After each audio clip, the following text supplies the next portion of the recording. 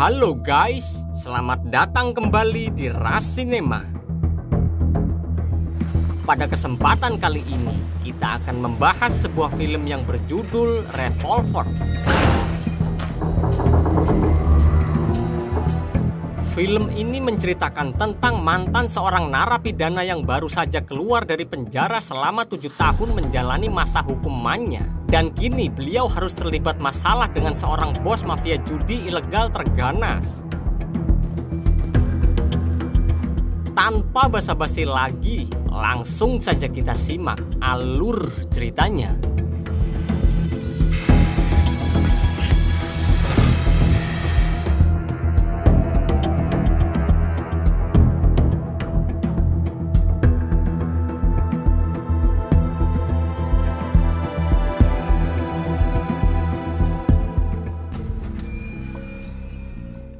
Film diawali dengan diperlihatkannya seorang pria yang dikawal sipir. Kemudian sipir itu mengeluarkan pria tersebut dari tahanan karena hari ini adalah hari di mana dia dibebaskan seusai menjalani masa tahanan selama 7 tahun di penjara. Mantan napi itu bernama Jack Green. Akhirnya, Jack bernafas lega di bawah guyuran air hujan dan dia telah mempelajari makna dari penawanannya. Dalam setiap permainan dan penipuan, selalu ada seorang lawan dan seorang korban. Sepertinya, Jack ini selanjutnya akan menuntut balas pada orang yang sudah menyeretnya dalam bui. Lalu, di lain tempat, di sebuah tempat judi kasino mewah, terlihat seorang mafia judi yang bernama Dorothy Maka dan seorang pria yang merupakan tangan kanannya yang bernama French Paul. Mereka saling mengawasi pengunjung kasino, matanya melirik ke sana kemari karena menunggu kedatangan seseorang. Sementara itu, di lain sisi, terlihat Jack bersama kelompoknya sedang menuju perjalanan. Di situ ada seorang pria yang bernama Billy yang merupakan saudara Jack menanyakan apakah kedatangan mereka kali ini adalah langkah yang tepat. Jack pun hanya menjawab mereka harus membayar atas hutang sebab dan akibat yang terjadi. Tidak tahu apa maksud dari perkataan Jack ini. Kemudian mobil mereka pun berhenti di depan gedung kasino. Jack dan kelompoknya pun segera turun dari mobil. Ternyata di situ diketahui bahwa Maka dan kelompoknya adalah musuh Jack. Kemudian, tidak lama setelah itu, staf kasino langsung mengantar Jack dan kelompoknya ke lantai atas.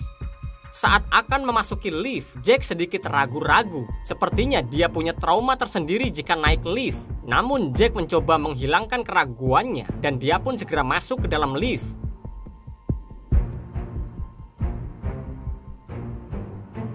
Ketika mereka keluar dari lift, ternyata staf itu hanya memperbolehkan 2 orang saja yang boleh bertemu dengan Maka. Sisanya harus menunggu, sehingga hanya Jack dan Billy saja yang menghampiri Maka. Seketika itu juga, Maka yang melihat kedatangan Jack, Maka langsung mengusir salah satu pria di situ yang dia rasa waktunya sudah habis dalam permainannya. Kemudian di situ, Maka bersikap kagum kepada Jack karena mampu melewati segala rintangan hidupnya. Maka juga menanyakan apa arti kedatangan Jack ke situ dan keuntungan apa yang akan dia peroleh. Di situ Jack pun tidak banyak berbicara. Dia justru meminta seorang pria di situ yang bernama Rade yang duduk di sampingnya untuk bermain. Walau pada saat ini Jack sengaja kalah agar Maka tetap menganggapnya lemah.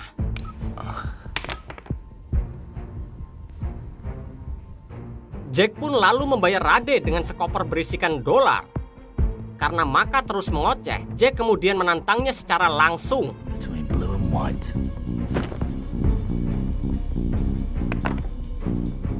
Di luar dugaan Maka, Jack justru menang dalam tantangannya.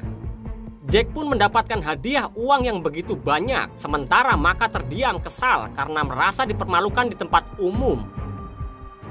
Saat Jack akan keluar dari kasino, tiba-tiba saja ada seorang pria gemuk yang mencegatnya. Pria gemuk itu bernama Zach.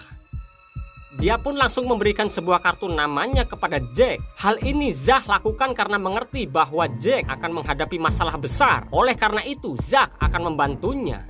Sambil berjalan, sempat terfikirkan oleh Jack siapa Zach ini. Lalu tepat di luar ruang kasino, Jack tiba-tiba merasakan ada yang aneh pada tubuhnya. Dan Jack pun terjatuh dari tangga.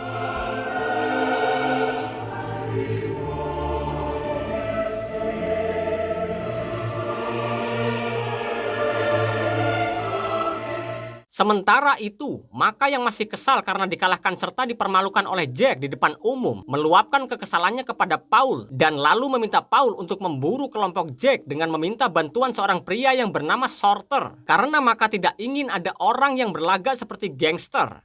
Take Sorter and Slim Biggins. You do it quickly, you do it quietly. Sementara itu, di sisi lain, Jack yang terjatuh tadi langsung dibawa ke rumah sakit. Di situ dia diperiksa dan dilakukan cek darah. Untung saja Jack lekas pulih dan diperbolehkan untuk pulang. Setelah pemeriksaan usai, Jack bersama kelompoknya pulang ke rumah tanpa Billy. Jack tidak sadar sudah ada yang memata-matai rumahnya.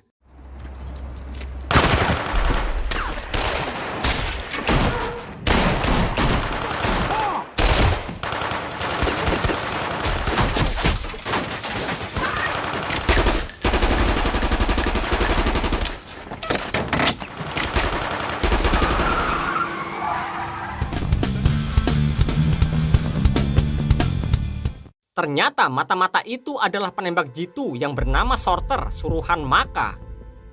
Paul yang tahu kalau Sorter gagal dalam menjalani aksinya itu, Paul pun segera melaporkan aksi kegagalan Sorter. Mendengar hal ini, Maka sangat marah dan kesal, lalu terheran mengapa kali ini Sorter bisa gagal. Begitu juga dengan Sorter sendiri juga heran mengapa aksinya untuk menghabisi Jack bisa gagal begitu saja, padahal sebelumnya dia tidak pernah meleset saat menembak. Kemudian di lain tempat terlihat Zach membawa Jack yang selamat ke sebuah bar. Lalu Zach mengenalkan Jack kepada anggota gengnya yang bernama Avi. Saat pertemuan itu berlangsung, di situ menariknya Avi dan Zach berhasil mendapatkan hasil pemeriksaan medis Jack. Avi lalu mengatakan bahwa Jack akan mati dalam kurun waktu 3 hari karena Jack terkena penyakit mematikan yang menyerang darah dan organnya. Di situ Jack pun hanya terdiam mendengar apa yang Avi katakan sembari mengamati berkas pemeriksaannya. Avi juga lalu berkata bahwa mereka sudah membantu menyelamatkan Jack secara cuma-cuma. Namun untuk bantuan selanjutnya tidak ada yang gratis. Maka dari itu Avi menawarkan 2 syarat agar mau membantu Jack. Dalam pikiran negatif Jack, dia merasa seperti diperalat. Namun Jack lagi dan lagi hanya bisa terdiam.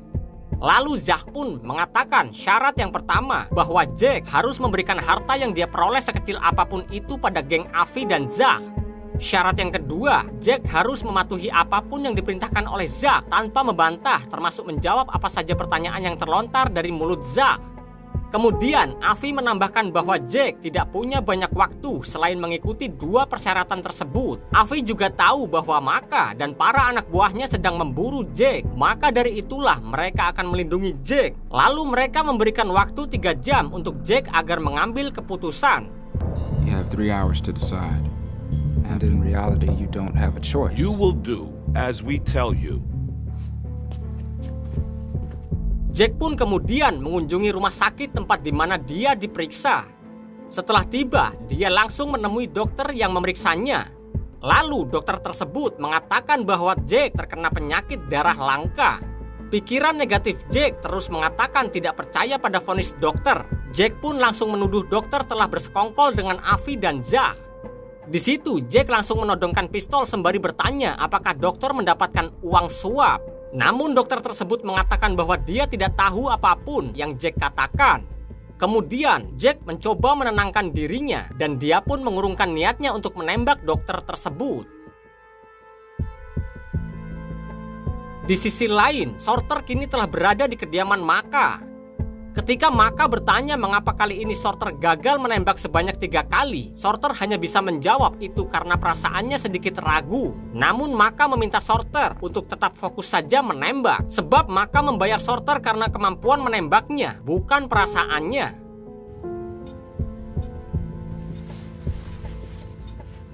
Sore harinya, setelah pergi dari rumah sakit, Jack kembali menemui Avi dan Zach. Jack juga membawa 1 tas berisi uang sesuai syarat yang pertama, dan mereka pun setuju untuk membantu Jack. Setelah itu, Zach menyuruhnya untuk melakukan pekerjaan pertamanya, dan dia memberikan kunci mobilnya kepada Jack. Kali ini mereka pergi untuk menemui seseorang yang ingin berhutang. Ternyata di situ terungkap fakta bahwa Avi dan Zach adalah rentenir kelas gurita. Sesampainya di tempat si penghutang, Avi menyuruh Jack agar memberikan tas berisi uang kepada si penghutang itu. Seperti hutang pada umumnya, bunga yang diberikan pun tidak tanggung-tanggung banyaknya. Dan setelah selesai, mereka pun akhirnya kembali pulang. Ketika dalam perjalanan pulang, Avi dan Zach bertanya tentang siapakah Maka dan apa keterlibatan Jack dengan Maka. Jack menjawab bahwa Maka adalah mafia judi yang sangat licik. Maka juga memiliki anak buah kuat yang penurut, yaitu para tangan kanannya yang dikenal ganas. Maka menguasai segala daerah dengan permainannya. Maka juga memegang para penjudi terhebat. Namun satu persatu dari mereka tumbang. Akhirnya mereka meminta Jack untuk terlibat, yang pada awalnya Jack tidak sudi membantunya. Namun setelah anak buah Maka mengancam Billy dan putrinya, akhirnya Jack menyetujui untuk terlibat dalam permainannya. Dan saat permainan dimulai, Jack berhasil menang dari lawannya, yaitu George. Namun saat George kalah dan menghina ibu Jack seperti keledai, Jack yang kesal akhirnya menembak kaki George. This one will make you laugh. Namun tiba-tiba saja suasana area permainan semakin rusuh. Uang yang ada di permainan pun raib, yang pada akhirnya Jack menjadi kambing hitam atas insiden di permainan judi tersebut. Dan dia pun masuk ke dalam penjara selama 7 tahun. Tidak hanya itu, anak buah Maka juga melakukan ancaman kepada kerabat Jack yang berujung menewaskan istri dari sepupunya. Jack pun mengerti bahwa Maka telah merencanakan semua aksi kejinya ini. Pada malam harinya, Maka dan Paul mendatangi kediaman rekan bisnisnya yang bernama Gold untuk meminta penangguhan waktu. Namun ternyata Gold sedang tidak ada di tempat. Di situ hanya ada Lily Walker, sang asisten pribadi beserta ajudannya. Maka mengatakan kepada Lily untuk meminta penangguhan waktu sebab dia belum bisa membawa serbuk putihnya. Namun di situ Lily tidak terlalu banyak bicara. Dia hanya memperingatkan Maka bahwa Gold tidak bisa memberikan waktu lebih lama karena banyak sekali orang di luar sana yang ingin berbisnis dengannya. Good day.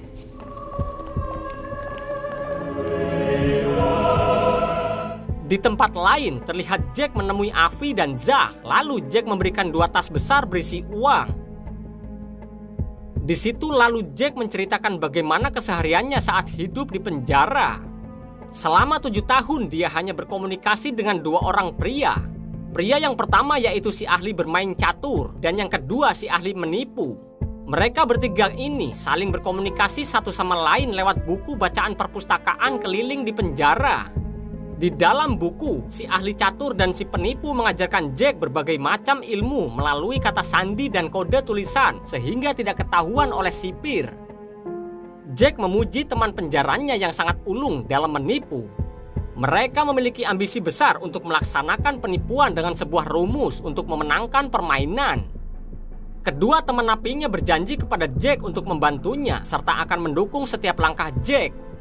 Janji itu mereka buktikan dengan cara mereka berhasil melarikan diri terlebih dahulu dari penjara, tidak tahu bagaimana caranya.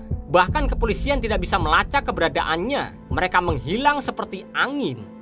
Namun beruntungnya, 2 tahun setelah temannya menghilang, Jack akhirnya bebas dari penjara. Dan ternyata 2 teman napinya ini tahu tentang keburukan Jack dan kejahatannya, bahkan tahu di mana Jack menyimpan uangnya. Setelah Jack kehilangan uangnya di penyimpanan akibat ulah dari 2 teman napinya, mereka hanya meninggalkan pesan agar Jack bermain pada lawan yang lebih cerdas. Tidak lama kemudian setelah Jack menceritakan pengalamannya, Zach lalu menyuruh Jack untuk melakukan misi selanjutnya. Jack pun menuju ke tempat kediaman penghutang yang ternyata dia adalah seorang wanita paruh baya. Jack di situ tidak bisa merampas satupun harta dari wanita tua tersebut. Ketika Zach menelponnya, Jack mengatakan bahwa tidak ada satupun barang yang bisa dia ambil karena di rumah tersebut hanya terdapat televisi rusak dan seekor anjing. Walaupun Zach menyuruh Jack agar mengambil anjingnya, namun Jack tidak mengambilnya. Akhirnya Zach menyuruh Jack agar meninggalkan tempat tersebut. Sebelum Jack pergi, dia justru meninggalkan uang untuk wanita tua itu. Siapa tahu uang tersebut akan dia gunakan untuk melunasi hutangnya kepada Avi. Selanjutnya, Jack pergi menuju ke sebuah kantor yang bernama Horowitz untuk menagih hutang. Sementara itu, Avi dan Zach melancarkan misinya untuk mencuri sekotak serbuk putih milik Maka. Saat Jack datang, Zach bertanya apa yang dia dapatkan dari wanita tua dan Horowitz.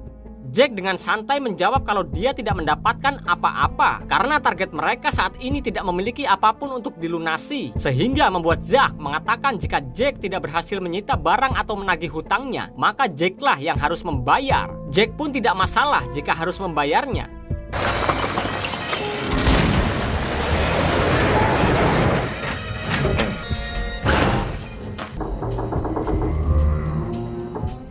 Sementara itu, di sisi lain, terlihat Paul melaporkan kejadian pembobolan gudang penyimpanan serbuk putih kepada Maka. Karena laporan tersebut, Maka sangat marah terhadap anak buahnya. Bagaimana bisa semua ini terjadi, termasuk menyalahkan Paul. Kemudian, Maka menyuruh Paul untuk mencari serbuk putih kembali dimanapun tempatnya dan berapapun harganya. Lalu Paul memberikan solusi bahwa hanya ada satu cara, yaitu jika ingin mendapatkan serbuk putih ini dengan cara membelinya melalui seorang pria yang bernama John. Maka yang menyetujuinya. Akhirnya tanpa berpikir panjang, Paul dengan berani mendatangi markas John. Ketika sudah tiba di markasnya, John seperti mengacuhkannya walaupun Paul sudah menawarkan dengan harga yang berkali-kali lipat. Namun Paul belum juga mendapatkan jawaban atas tawarannya. Di situ terlihat Paul seperti kesulitan untuk mendapatkan persetujuan tawaran dari John. Namun diam-diam kolega John justru melakukan kerjasama dengan Paul dan hal ini pun diketahui oleh John. Lalu John pun memarahi koleganya itu serta ingin melakukan perlawanan.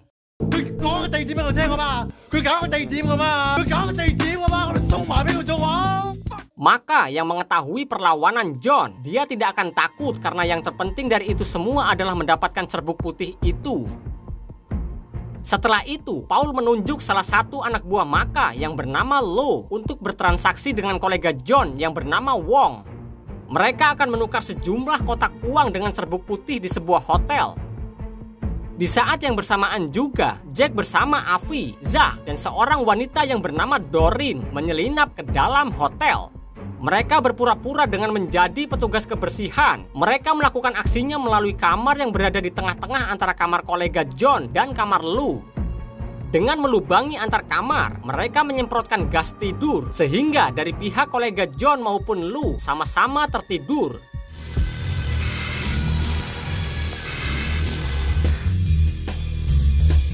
Talk to me, you motherfucker. Setelah mereka semua tertidur, Jack dan kelompoknya segera bergegas masuk, lalu mengambil serbuk putih, uang, serta jam tangan yang bermerek. Setelah itu, mereka pun kembali ke markas.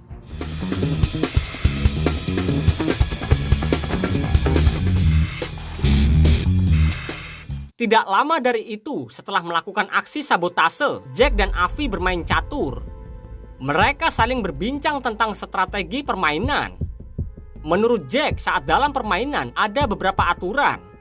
Yang pertama, dalam setiap permainan dan tipuan selalu ada lawan dan ada seorang korban. Jika pintar bermain, maka dilakukan dengan bermain bersama lawan yang lebih pintar. Yang kedua, semakin mutakhir permainan, maka semakin mutakhir sang lawan. Jika lawan sangat bagus, maka dia akan menempatkan korbannya di area yang dia sukai. Semakin besar lingkungan, maka semakin besar untuk dikuasai. Saat lawan tertantang, maka investasi korban dan kecerdasannya dipertanyakan.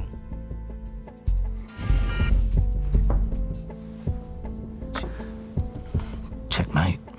Keesokan harinya, Jack diajak Avi dan Zach ke kantor Horowitz untuk menagih hutang. Ketika mereka sudah sampai di Horowitz, tiba-tiba Jack mendapatkan telepon dari Billy. Di situ Billy meminta agar Jack menjauh dari Avi dan Zach sebab mereka adalah kaki tangan Sam Gold. Sam Gold ini adalah seorang mafia yang tidak pernah menampakkan dirinya. Kemudian di situ Jack hanya terdiam mendengar apa yang Billy katakan. Jake, get out of there. Ketika Jack selesai menerima telepon dari Billy, dia pun segera masuk ke dalam. Saat di dalam kantor Horowitz, terlihat Zach yang mengancam pria paruh baya dengan sebuah pistol. Tanpa ampun, lalu Zach meminta Jack untuk menembak ke arah salah satu karyawan Horowitz. Namun Jack menolaknya. Mereka membujuk Jack bahwa dia tidak perlu menembak sampai mati, hanya melukai untuk memeras. Namun Jack tetap tidak mau melakukannya. Saat Avi memaksa dan mendekati Jack, dia pun segera mengarahkan pistol ke arah Avi. Namun ketika pistol yang diberikan Zach adalah pistol kosong tanpa peluru, sementara Avi justru memegang pistol yang masih aktif.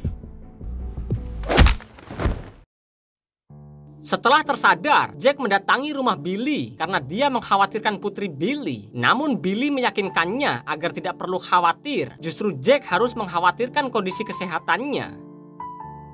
Setelah itu, Jack mendatangi dokter untuk kontrol kesehatannya. Sungguh mencengangkan, ternyata vonis pemeriksaan kesehatan sebelumnya itu salah total. Dari situlah Jack sadar bahwa semua yang terjadi padanya itu sudah direkayasa oleh Avi dan Zach untuk membuktikan bagaimana kekuatan ketegasan dan keberaniannya. Hal ini terlihat pada saat Avi menembak karyawan Horowitz yang sebenarnya tembakan itu meleset. Lalu uang yang diberikan Jack kepada Avi dan gengnya sebenarnya sudah disumbangkan untuk wanita tua kemarin. Dan wanita tua tersebut pun sebenarnya sudah mempunyai uangnya karena mendapat sumbangan dari Avi dan kelompoknya. Namun sampai saat ini Jack tidak pernah sadar dan justru Jack merasa bahwa dia sudah dipermainkan oleh Avi dan Zach. Di lain sisi, terlihat Paul melaporkan investigasinya kepada Maka bahwa seluruh tindakan perampasan yang terkait serbuk putih akibat ulah John. Hal ini pun membuat Maka semakin memanas, namun Maka tetap menyuruh anak buahnya untuk menangkap Jack terlebih dahulu. Kemudian anak buah Maka pun memburu Jack lengkap dengan berbagai persenjataan, namun Jack tetap berhasil lolos.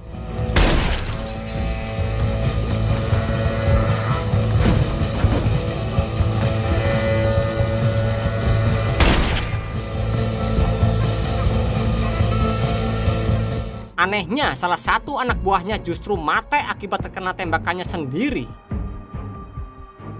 Jack yang berhasil lolos, dia pun langsung mengunjungi Avi dan Zach di malam harinya. Lalu di situ Avi dan Zach justru mengungkap kejelekan Jack. Avi mengatakan bahwa Jack lah yang membuat para Eddie bermunculan. Para Eddie ini ternyata ada Eddie A, Eddie B, dan Eddie C. Sebelum bekerja pada Maka, para Eddie tersebut bekerja dengan Jack. Hingga suatu ketika, Eddie tidak sanggup memberikan uang kepada Jack, sehingga mau tidak mau, mereka berhutang kepada Maka. Lalu, Maka yang tertarik pun akhirnya mengangkat para Eddie itu untuk langsung bekerja dengannya. Walaupun begitu, Eddie ini masih tetap percaya dengan Jack. Mereka menipu Maka, lantas Maka meminjamkan uang kepada Eddie yang selanjutnya uang tersebut diberikan kepada Jack. Begitu seterusnya hingga Jack kaya. Jack menikmati uang dari para Eddie, sementara para Eddie berusaha terus berargumen bagaimana agar bisa membayar uang kepada Maka, walaupun harus disiksa.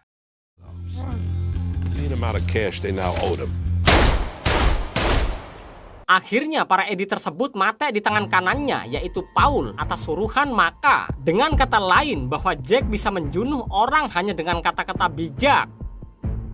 Di lain tempat, Maka yang sedang makan malam bersama rekannya didatangi oleh salah satu anak buahnya yang sempat memburu Jack. Namun Maka tidak mendapatkan hasil apapun, dan di situ dia pun sempat kesal.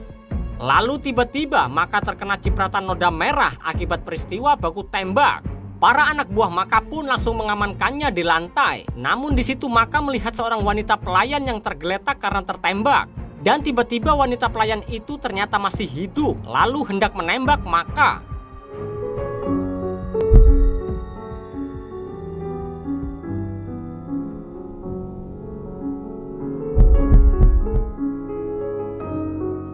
Akibat terkena tembakan di tangannya, beruntung Maka masih selamat, sedangkan wanita pelayan tersebut ternyata adalah mata-mata suruhan John.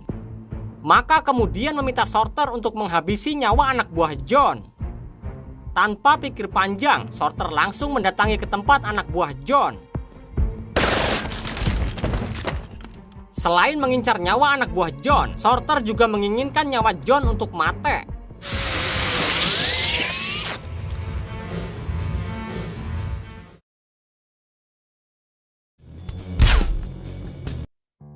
Di sisi lain, Jack perlahan mulai sadar bahwa Avi dan Zach sebenarnya adalah teman napinya ketika di penjara. Namun pikirannya kembali tidak tenang karena rasa bersalah Jack yang sudah menimbulkan banyak korban yang sudah terlibat dalam kasusnya. Setelah itu, Jack pergi menuju ke sebuah yayasan amal anak, lalu menyerahkan sejumlah uang dan mengatasnamakannya sebagai Maka.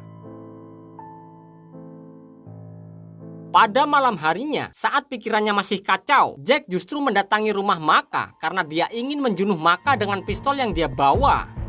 Namun hatinya tidak tega, sementara pikiran negatifnya terus meminta untuk menghabisi nyawa Maka. Kemudian Jack pun mengurungkan niatnya dan memilih keluar dari kamar Maka. Lalu Maka terbangun dan dia mengetahui bahwa Jack akan menjunuhnya. Maka pun segera mengejar Jack dengan membawa pistolnya. Dan saat Maka menemukan Jack, lalu Maka mengarahkan pistolnya ke arah Jack. Namun Jack di situ hanya terdiam dan seolah-olah tidak ada perlawanan. Dia hanya tersenyum kecil sembari terus menatap mata Maka tanpa berkedip. Maka yang terguncang mentalnya pun justru menangis. Dia pun tidak sanggup mengarahkan tembakannya ke arah Jack. Lalu Jack pun akhirnya pergi meninggalkan Maka begitu saja. Keesokan paginya, Maka masih terus memikirkan kejadian semalam hingga Paul memasuki ruangannya dan melaporkan bahwa John bersama koleganya sudah mati. Kini tidak ada penghalang lagi untuk mencari serbuk putih. Paul juga memberikan informasi tentang pemberi donasi pada yayasan anak atas nama Maka, serta dalang aksi hilangnya serbuk putih milik Sam Gold bukanlah John, melainkan Jack. Maka yang mendengar hal itu pun sangat marah. Lalu dia meminta Paul untuk memburu Jack, bahkan mengarahkan Paul untuk mengancam saudaranya Jack dan membawa Sorter untuk melakukan ancaman. Go! Tidak lama setelah itu, Paul pun sudah tiba di rumah saudara Jack yaitu Billy bersama Sorter dan para anak buah Maka. Di situ kemudian Paul meminta Billy untuk jujur dan memberitahu di mana keberadaan Jack. Namun Billy tidak mengetahuinya, maka dari itu Billy disiksa oleh Paul dan anak buahnya.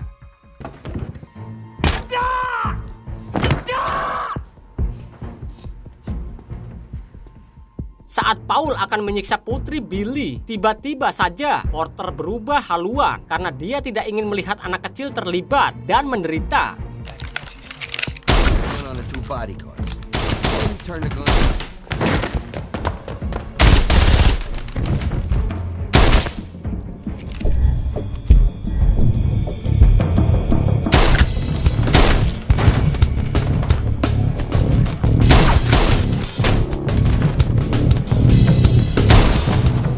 Namun aksi Sorter tidak bertahan lama dan dia pun tertembak oleh Lou. Lalu putri Billy pun diculik oleh Lou.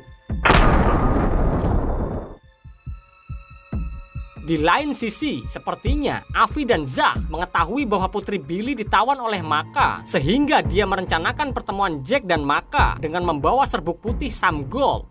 Avi dan Zach menunggu Jack di lobi, sementara pengawal mengantarkan Jack kepada Maka. Lalu terlihat Jack yang membawa tas berisi serbuk putih Sam Gold. Tanpa persiapan senjata apapun, Jack datang menantang Maka. Jack juga di situ melihat Rachel, putri Billy, di samping Maka yang menunduk ketakutan karena Maka mengancam akan menembaknya. Jack terus menatap Maka tanpa berkedip. Lagi-lagi, tatapan Jack seolah menghipnotis mental Maka hingga terganggu. Lalu bukannya menembak Rachel atau Jack, Maka justru menembak dirinya sendiri.